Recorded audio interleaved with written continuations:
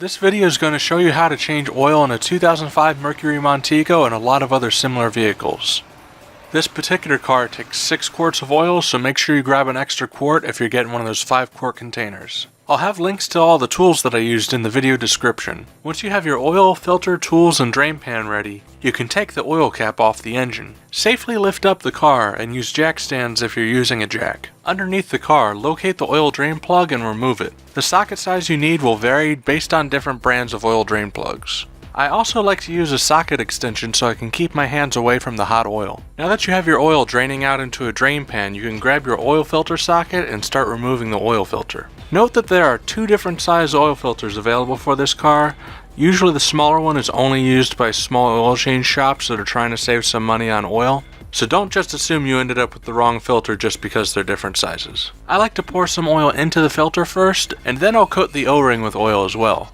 Don't overfill it though, this does go on sideways. Now you can install your new oil filter in your drain plug as well. For the oil filter, follow the directions printed on it or tighten it by hand and then turn it another half turn with the wrench. With both installed, you can grab your funnel and start filling the engine with oil. Pour about a quart in, then check beneath the car to make sure nothing's leaking out. Fill it up to the correct level on the dipstick, then we can go in and reset the oil light. Alright, with these Montegos, there's actually 2 different instrument clusters it came with. This Montego is equipped with the Message Center instrument cluster, so I'll show you how to do that one and I'll tell you how to do the regular one. For the advanced one, you press and release the setup button, then you press and hold the reset button until oil life set to 100% is displayed. Hold reset down. If new oil, hold to reset. Oil life set to 100%. With the basic instrument cluster, press and release the odometer/trip button to toggle between odometer and trip odometer displays.